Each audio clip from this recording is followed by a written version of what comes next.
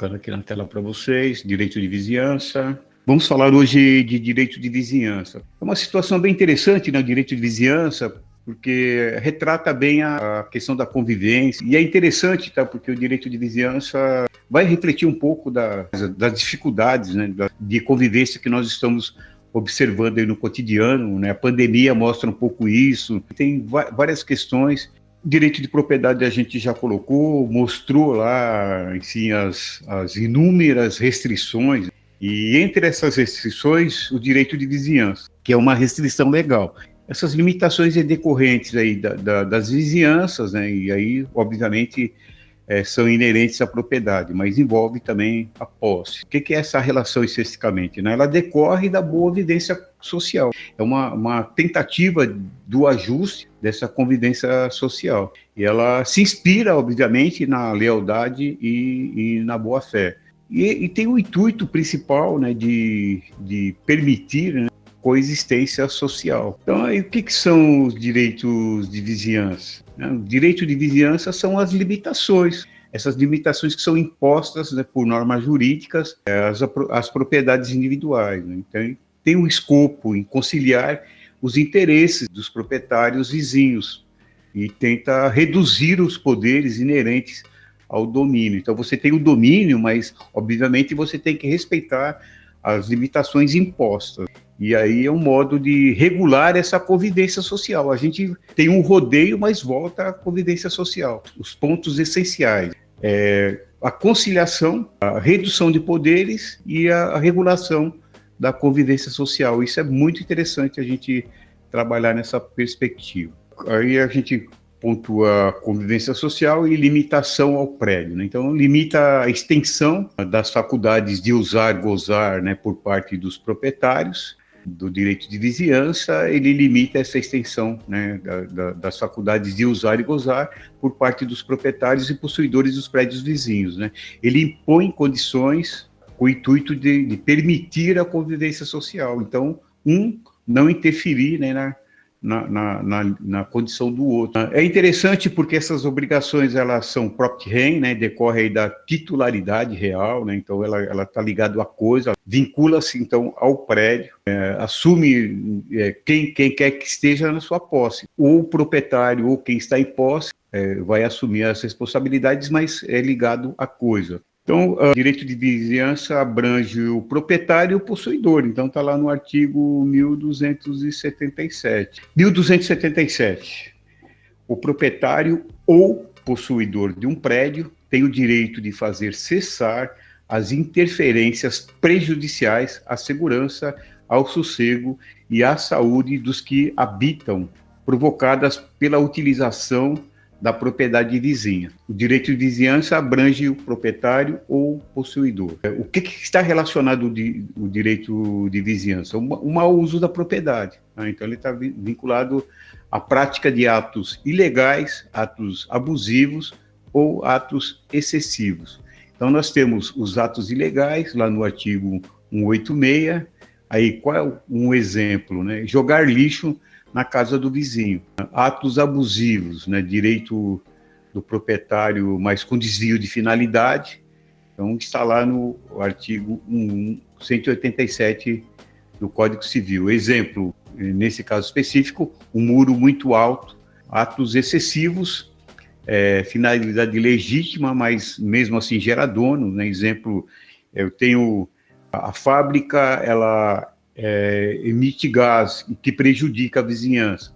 Eu tenho lá a licença, mas eu estou atrapalhando o vizinho. Existe uma dificuldade aí, né, quanto à aplicação da lei acerca desse uso regular e irregular. Por vezes, a linha é bem tênue. Então, veja bem, aí eu tenho as questões, né, relacionadas aos atos ilegais, abusivos ou excessivos e também ligados à municipalidade que estabelece as condições de uso do imóvel. Então está lá, artigo 187, né, também comete ato ilícito o titular de um direito ao exercê-lo que excede manifestadamente os limites impostos aí do seu fim econômico, social, boa-fé ou pelos bons costumes. Aí é o artigo 187. O artigo 186, ele diz: aquele que por ação ou omissão voluntária, negligência ou imprudência, né, violar direito ou causar dano a outrem.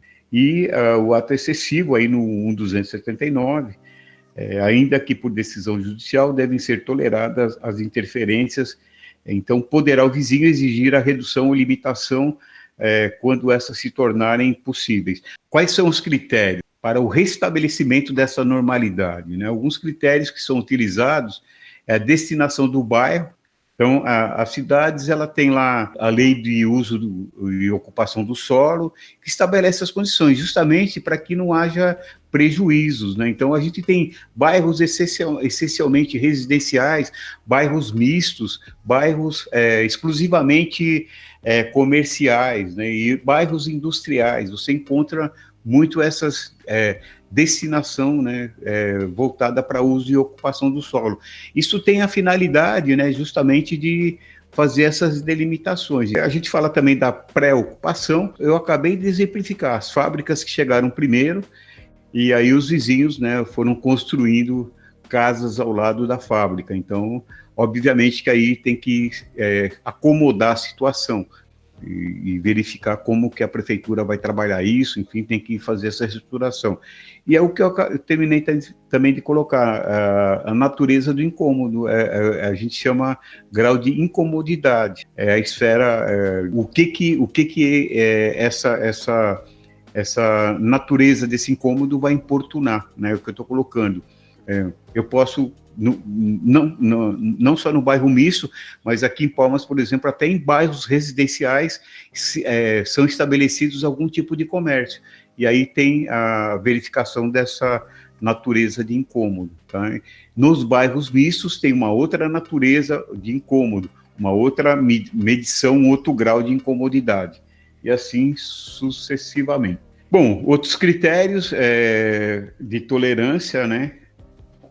Aí a gente tem decibéis para medir, nível de emissão de gás, enfim, tem uma série de critérios que pode estabelecer para ir relacionado à saúde, principalmente, e também o fator que incomoda. A possibilidade de atenuar essa emissão a mais, esse barulho, né? Ou se não, tem que remover, tá? Então, uma fábrica, uma grande metalúrgica, né, que tem um barulho lá com decibéis absurdo, tal, e que não há possibilidade de reduzir, então tem que ser removido. E aí o interesse público, né? Então em algum momento é analisado o interesse público, mas obviamente que aí eu vou ter que por si o interesse público ele não vai impedir o direito de vizinhança, eu vou ter que discutir aí a possibilidade dessa acomodação. Bom, aquelas situações incômodas, né,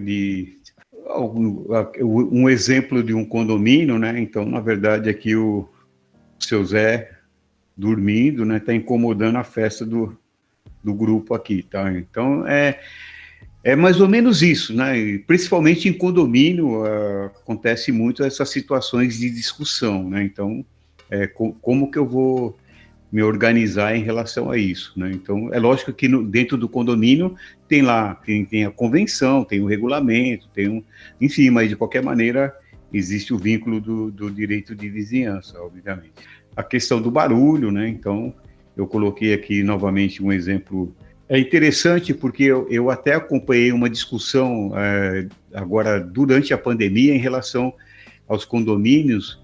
Então, aumentaram muito as reclamações, né, das vizinhanças, porque, veja bem, as pessoas estão trabalhando em home office, muito mais tempo em casa, então, às vezes, no meio de uma transmissão, lá, de uma live, no meio de um trabalho que ele está realizando, no meio de uma reunião, então, veja bem, isso também não está vinculado ao horário, né, porque, às vezes, a gente vincula, não, depois das 22 horas, não pode fazer barulho, tá? Na verdade, quando a gente fala de situação que incomoda, não está relacionado especificamente à questão, né, do horário, tá? Então, eu preciso trabalhar e aí o vizinho está, né, tá destruindo o apartamento dele lá com uma britadeira, tal, então eu preciso tentar resolver isso de alguma maneira, é muito complicado. Então, a gente tem algumas restrições, né, restrições ao direito de propriedade quanto à intensidade do seu exercício eu vou encontrar lá no artigo 1277 a 1281.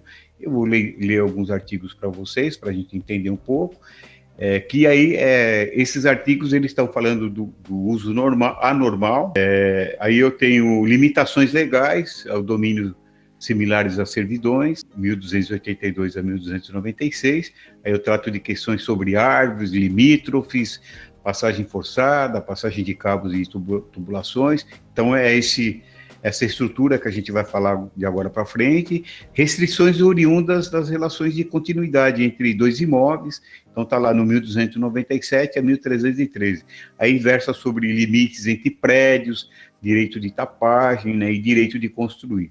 Então, está lá, 1277, proprietário possuidor de um prédio tem o direito de fazer cessar as interferências prejudiciais à segurança, ao sossego e à saúde dos que habitam, provocadas pela utilização de propriedade vizinha. 1280, o proprietário ou possuidor tem direito a exigir do dono do prédio vizinho a demolição. É o caso de eu ter situações de ameaça, tá? Ou reparar, né? Ou a reparação desse, tá? Então, quando a ameaça e ruína, bem como que ele preste caução pelo dano iminente. Então, veja bem, existe o risco de ameaça de ruína, então eu posso ingressar via judicial, inclusive pedir caução para garantia. Se eventualmente acontecer o incidente, tá? Eu vou ter a garantia da caução, tá? Caução é um depósito do valor que o juiz determinar.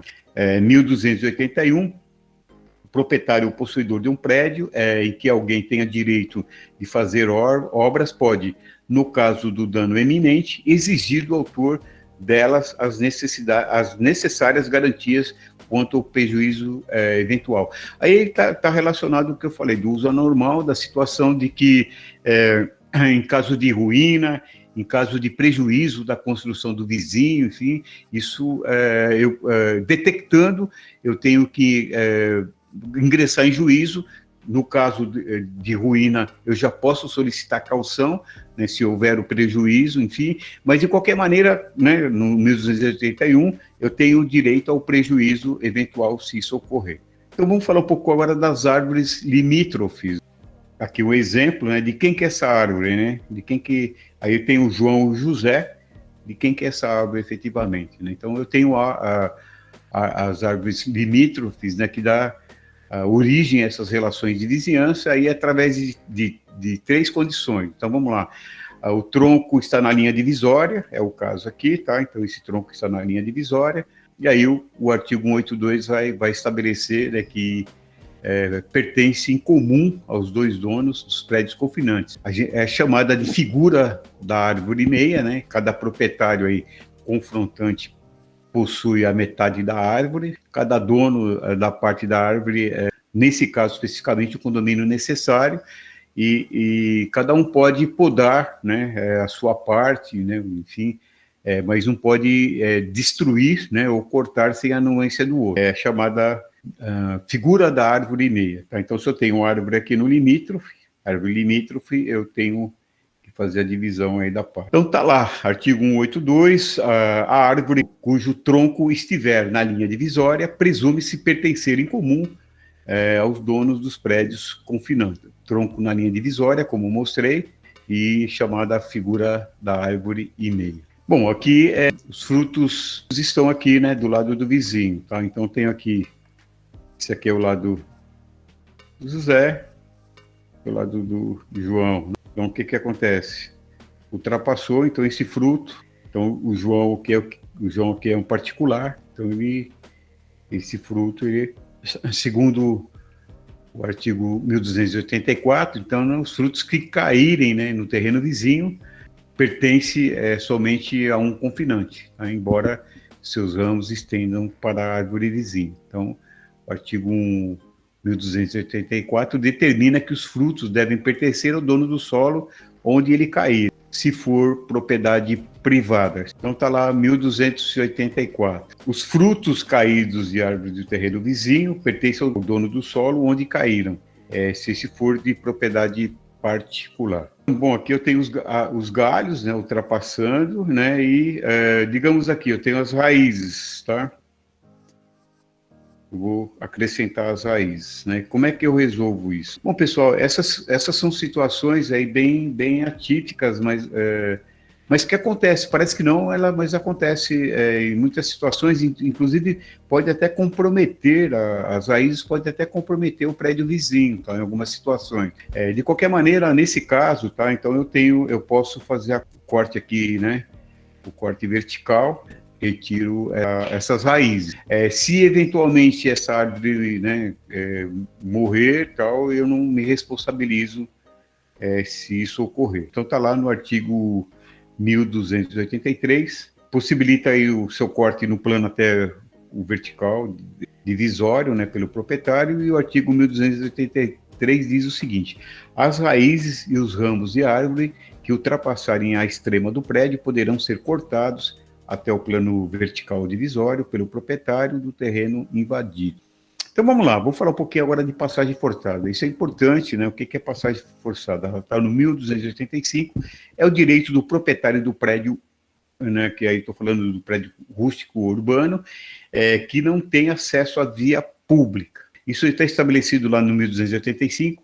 O dono do prédio que não tiver acesso à via pública, no caso nascente ou porto, pode, mediante pagamento de indenização cabal, constranger o vizinho a lhe dar passagem, cujo rumo será judicialmente fixado se necessário. Quando eu falo de passagem forçada, qual é o principal requisito? Encravamento. Impossibilidade de sair.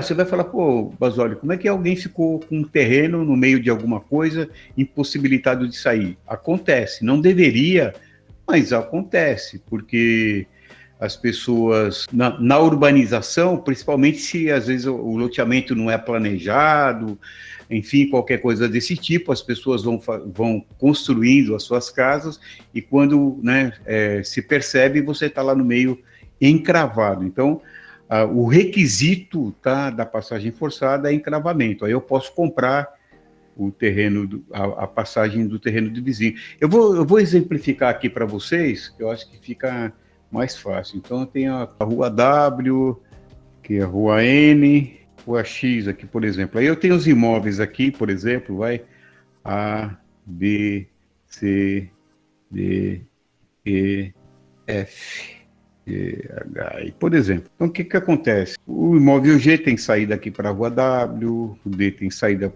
para a rua W, isso aqui, o A, inclusive, pode ter duas saídas, o B tem saída para a rua X, o C tem saída para a rua X, o F tem saída para a rua N, o I tem saída para a rua N, né, que eu tenho uma outra rua, então eu consigo, o H consegue sair para cá. Então, veja bem, todos esses imóveis em volta tem saída. Tenho o E aqui que não sai para lugar nenhum, o E que não sai para lugar nenhum. Então, o que acontece?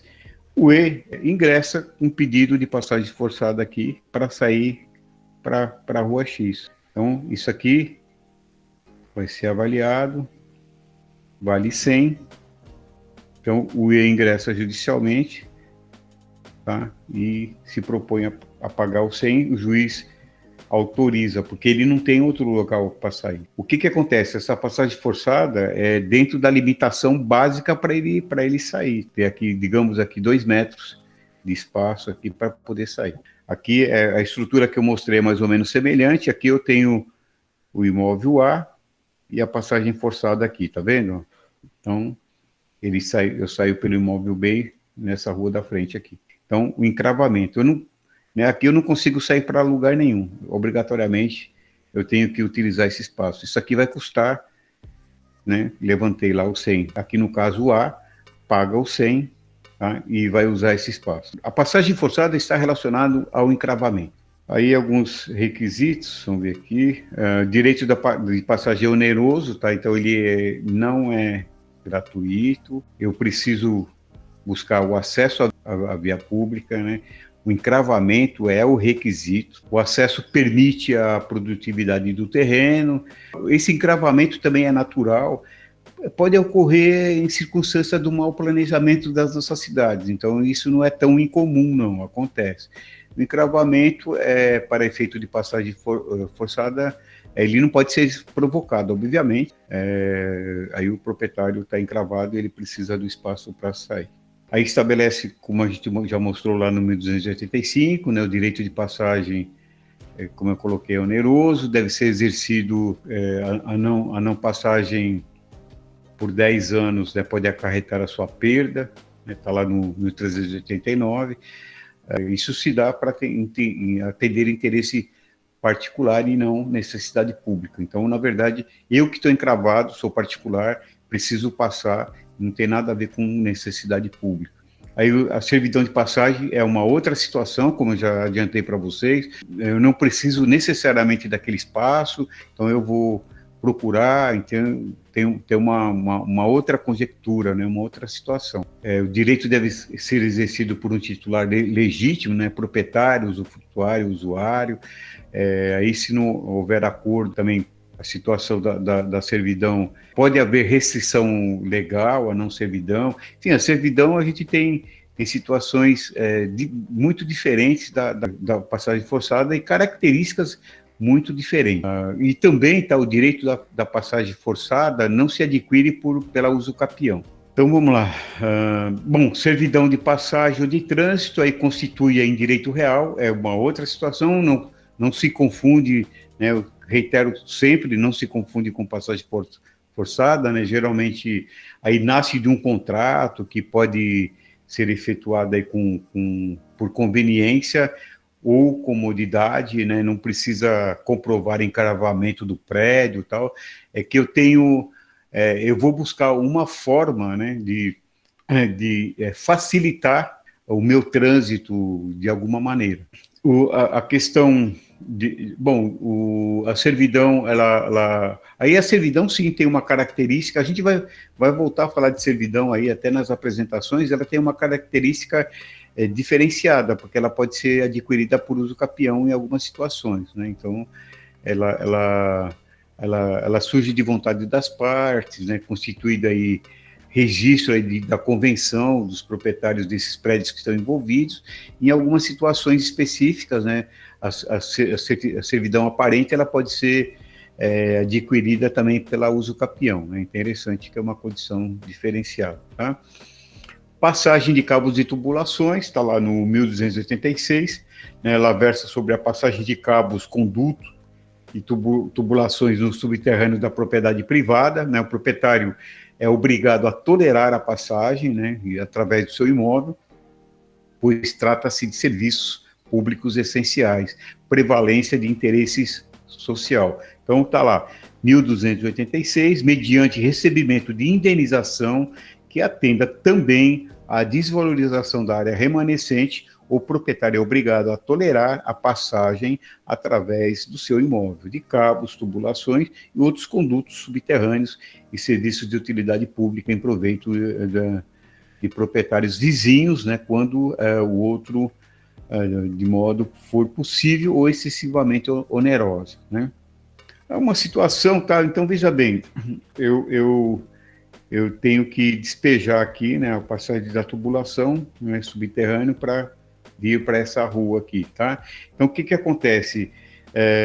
O terreno do vizinho, né, está aqui a delimitação. Então, quando eu chegar nessa parte do vizinho, né, eu vou solicitar a autorização aqui para que ele passe as recomendações. Eu tenho que fazer dentro da margem de segurança suficiente, tá? Inclusive, se eu não agir dessa forma, né, eu posso ser impedido, né, de complementar essa tubulação. Existe a obrigatoriedade, mas eu preciso fazer com que, né, eu tenha as garantias necessárias, né, dessa passagem. Então, como foi colocado, então o proprietário pode exigir, né, que as obras, né, sejam realizadas. Então, se as instalações oferecerem grave risco, será facultado ao proprietário do prédio onerado exigir a realização de obras de segurança. Eu preciso ter a total segurança. Então, o 1287 deixa isso muito claro. Um pouco das águas, está lá no 1293, é permitido a quem quer que seja, mediante prévia indenização aos proprietários prejudicados, construir canais através de prédios alheios para receber as águas que tenha direito indispensáveis às primeiras necessidades da vida, né? Desde que não cause prejuízos considerável à agricultura, à indústria. Bom, o tratamento da água eu tenho tanto pelo Código Civil como pelo Código das Águas. Acho que as águas é bem complexa, né? Então, se é caso de nascente, eu tenho que manter essas nascentes, né, para que não tenha prejuízo para os vizinhos. Se é o caso da água pluvial, por exemplo, que vai para o terreno do alheio, por exemplo, tem que ser de maneira natural. Se eu canalizar isso e causar prejuízo, eu sou responsável. Então, tem toda uma estruturação bem interessante. Então, está lá, 1290, né, o direito às sobras das águas nascentes e das vias pluviais, né? Aí a servidão de águas supérfluas, lá no 1290, que diz o seguinte: o proprietário de nascente ou do solo onde caem águas pluviais, satisfeitas as necessidades do uso comum, não pode impedir ou desviar o uso natural das águas remanescentes pelos prédios inferiores. Tá? Então, eu não posso reter essas águas. Né? Então, o prédio inferior pode adquirir sobre as sobras uma servidão destinada ao uso doméstico, bebedouro, gado, inclusive manutenção agrícola. Então, a distribuição dessas águas, principalmente nas áreas rurais, é bem complexo, né, essa estruturação, mesmo porque como é que eu vou cuidar disso? Eu tenho que ter um olhar, né, de que não haja qualquer prejuízo ao vizinho. Então, isso é importante, até em relação à poluição dessa água. A relação do prédio inferior ao superior, né? Então, as águas pluviais. Eu sou proibido de realizar obras que dificultem o fluxo das águas. Em relação ao prédio superior e inferior, as águas pluviais. As águas de chuvas, né? Por exemplo, ela bate no terreno de cima e desce para o de baixo. Então, isso aí tem que fluir normalmente. O de baixo não pode impedir a passagem. E o de cima também não pode canalizar de forma que direcione essa água para determinado local que pode causar prejuízo. Significa o quê? Quanto mais natural possível, né, para que não tenha nenhuma consequência. Então, se esse fluxo tiver sem qualquer direcionamento, né, impedimento, não haverá problema. Eu tenho que receber a de cima de maneira natural e a de cima também não pode direcionar de maneira a me prejudicar. Um pouco lá do 1289, tem possibilidade de indenização. Então, está lá as águas, quando as águas artificialmente levadas ao prédio superior ou ali colhidas, correrem dele para o inferior, poderá o dono dessa reclamar que se desviem ou indenize o prejuízo que sofreu. O possuidor do imóvel superior não pode poluir as águas, né, indispensáveis às primeiras necessidades da vida dos possuidores dos imóveis inferiores. Obviamente que eu tenho que tratar dessa água de cima e para que não cause nenhum prejuízo para a sequência aí, né, das águas aí, né? Principalmente as indispensáveis para as primeiras necessidades.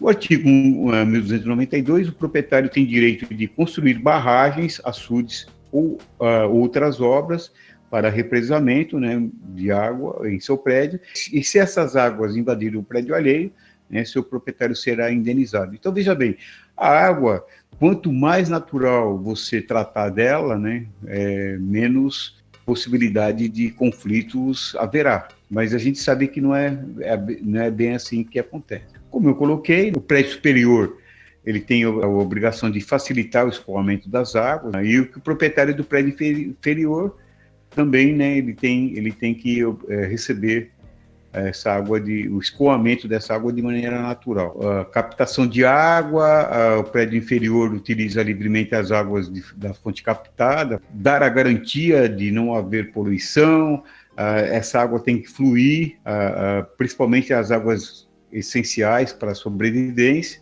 Bom, a utilização das águas pluviais, aproveitar a água dos rios públicos, canalizar através de prédios alheios.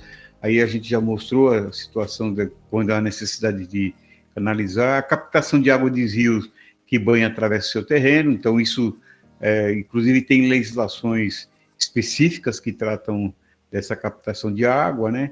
Alterar alvéolo da corrente que atravessa seu imóvel, né? Desde que mantenha o mesmo ponto de saída. Então, é aquela questão de eu mexer internamente, né, com a corrente da água, né? Então, isso é importante porque, veja bem, eu posso até alterar internamente, mas eu tenho que devolver ela depois ao leito, tá? Então, por isso que eu, né, repito novamente, respeitar o leito, né, até ambientalmente, né, é a melhor opção, né? Ambientalmente você com certeza causará menos problemas, e essas alterações de leitos aí, se não for tecnicamente bem realizada, pode causar prejuízos, não só para você, mas para os seus vizinhos também. Então, e aí até resultar também comprovado que você criou qualquer problema em relação a isso, ao pagamento das indenizações. E quais são essas obrigações do prédio inferior? É de receber as águas, tem a obrigação de receber as águas que correm naturalmente do superior. Águas correntes por obra da natureza e águas pluviais. E o superior tem que preservar para que não cause nenhum prejuízo ao inferior. O dono do prédio superior, né, ele não pode aumentar o ímpeto das águas, né? Por exemplo, eu reúno todas as águas do meu terreno num único curso. É o que eu falei, eu canalizo a água né, até a metade do terreno e coloco num único curso. Então, essa água, quando chegar lá do outro lado, ela vai chegar com uma potência enorme. Então, é um problema. Tem mais obrigações, inferior tem que consentir o proprietário do superior penetre no seu terreno. Então, veja bem, se eu for realizar as obras relacionadas às águas, eu posso ingressar no terreno para fazer, além de fazer as obras, depois fazer a conservação, limpeza, enfim, o prédio superior também não pode impedir o curso da água natural, né, pelos prédios inferiores, admitir, né, através dos prédios, o aquaduto, né, então é uma situação mais específica, né, e não captar toda a água da corrente que atravessa o banho do seu terreno para privar o dono do prédio vizinho, tá? Eu seguro toda a água só para mim, isso não pode, né, obviamente. Nessa relação das águas, né, então, o cuidado do prédio inferior não ser prejudicado é essencial, tá? E o prédio inferior também tem que cuidar para não interromper, tá? Então, eu quero simplesmente tomar a decisão que as águas não vão chegar mais aqui, então eu posso prejudicar o prédio superior, tá? A própria água pluvial, se eu de um terreno, vou citar o exemplo de um terreno urbano inferior, se eu interromper a passagem da água pluvial, obviamente eu vou causar um grande problema para o terreno superior. Aí está o limite dos prédios e do direito de tapagem, a demarcação, né? O proprietário tem direito a cercar, murar, valar, tapar de qualquer modo o seu prédio urbano ou rural, e pode constranger o seu confinante a proceder com ele a demarcação entre dois prédios e aviventar rumos apagados, renovar marcos destruídos, ou arruinados, repartir aí proporcionalmente, né, entre os interessados e as respectivas despesas. Então, a demarcação eu faço junto com o meu vizinho. A demarcação, ela surge aí com o direito de propriedade, né, para preservar e garantir a paz. Eu preciso ter a demarcação, tá?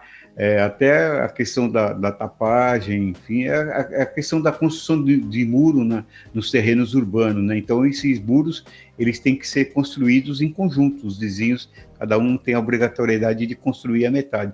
Não é isso, não é sempre que isso acontece, não, né? Porque às vezes um vizinho só constrói, sim, mas você pode construir dentro do seu terreno, mas o ideal, economicamente, né, constrói na divisa e divide os dois proprietários, né? Então, eu não tenho essa demarcação visível, né?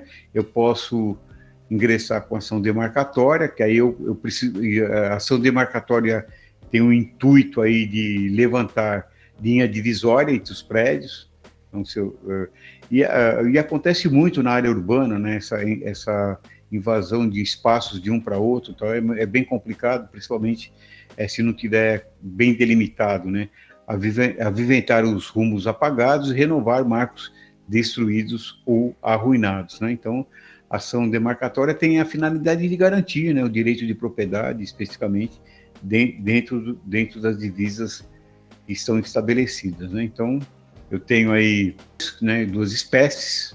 A simples, que é para fixação de rumos aí, novos e a viventação dos existentes. Então, eu, né, não tenho isso delimitado, eu preciso entender onde estou, então eu vou, né, fixar, né, esses rumos aí, aviventar os que já tinham anteriormente.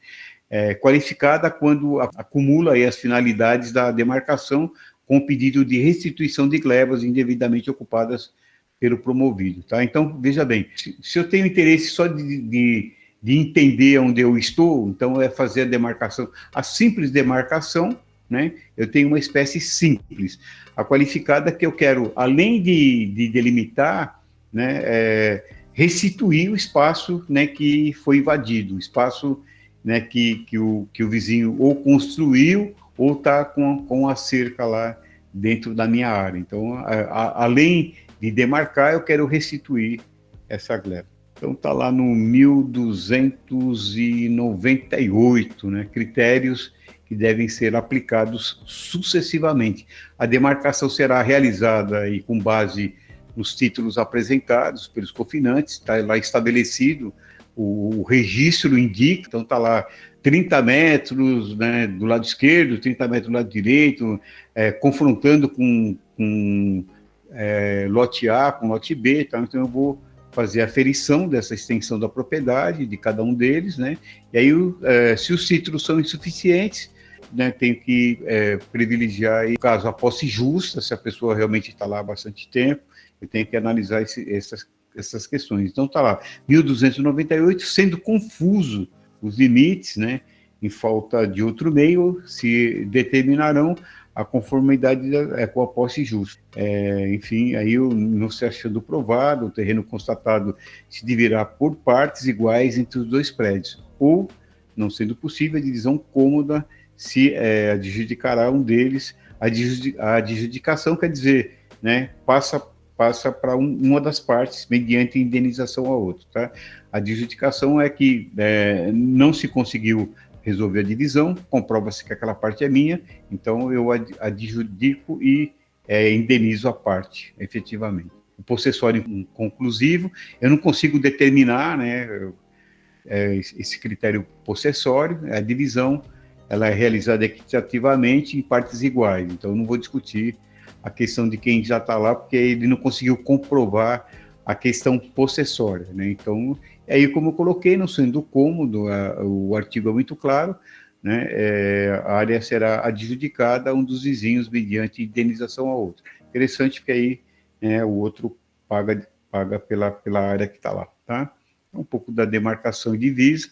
Demarcação, aí, como eu coloquei, compelir os confinantes a demarcar limites entre os prédios, né? Então, eu quero saber exatamente quais os limites. A divisão aí tem um pressuposto, né, de um único prédio, né, e obriga os condôminos a partilhar a coisa comum. Eu estou tratando aí do condomínio, né, enfim, e podem ser propostas em conjuntos, tá? Então, aí eu tenho uma fração ideal, é uma outra estruturação diferente da simples demarcação. Artigo 1297, direito de cercar, tapar, murar seu prédio rural urbano. O proprietário tem o direito de cercar seu imóvel, mas não tem o direito de deixá-lo em aberto se o confrontante o convida para separar, tá? É o caso da cerca, do muro, né? Então devem concorrer em partes iguais, né, para as despesas, né, de construção e conservação de tapumes. Então, essas despesas elas têm que ser em partes iguais, né? Se o tapume for especial, está lá no parágrafo 3º da 1297, a construção de tapumes especiais para impedir a passagem de animais de pequeno porte ou, né, para outro fim, pode ser exigida de quem provocou a necessidade deles pelo proprietário, que não está obrigado a concorrer com a despesa. Se eventualmente, eu estou tratando aí de aves domésticas, enfim, algumas situações. Eu tenho o tapume comum, né, que está voltado para animais de grande porte. Então, a estrutura de cerca é uma, a estrutura para pequenos animais é outra. Então, aí eu tenho uma situação, numa situação, né, a gente tem um formato, né, para resolver na questão do pagamento, da divisão de despesa. No outro formato, eu vou ficar com a responsabilidade da despesa. Ofendículas, exemplo, cacos de vidro em cima do muro, tá? Então, isso é um elemento predisposto a lesar, ferir, né? Caso alguém tente ingressar na propriedade do agente, isso, na verdade, né, nas cidades estão, né, a maioria das cidades, inclusive, são proibidos utilizar desses mecanismos. Então, direito de construir, 1299, o proprietário pode levantar em seu terreno as construções que lhe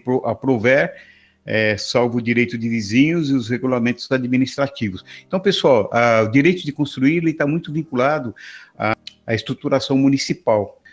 O que acontece? Você tem a legislação municipal que estabelece uso e ocupação do solo, enfim, código de obras, enfim, você vai encontrar toda a legislação. Tanto é que para construir você tem que levar a planta, aprovar na prefeitura, enfim, você tem que observar os regulamentos administrativos, o direito de vizinhança na sua plenitude, a função social da propriedade, enfim, todas essas questões aí que são estabelecidas dentro das limitações legais, tá? Então, é isso só para a gente está caminhando para a finalização. Indicar para vocês, lá no 1300, trata de águas riberais, janelas, né? Você não pode construir janela no terreno do vizinho, né? Às vezes acontece, a pessoa constrói a casa, né, no limite do terreno e abre janela. Isso não pode ocorrer. O vizinho tem um ano, inclusive, que é aquele ano e dia, né, que vem da posse lá. Aqui no direito de vizinhança ele vem também. Então eu tenho ano e dia para solicitar a retirada da janela. Águas riberais também. Então, se ele estiver jogando água no terreno do vizinho, ele tem que resolver o problema, tá? Paredes divisórias, enfim, tem toda essa questão. O ideal por isso que existe a legislação que estabelece lá os recuos, né? Porque os recuos é que vai dar, né, o parâmetro, a gente parametriza, né, dentro do que estabelece os recuos, então aí é muito tranquilo. Então é um pouco disso. Então tá lá, como eu coloquei lá, ano e dia para decadência, imóvel rural, paredes divisórias, direito de entrar no prédio de vizinho, né, enfim, em algumas situações específicas aí, tá? Então, estão todos nesses artigos aí, tá? Eu acho que hoje eu queria chegar até o fim com vocês aqui no direito de vizinhança.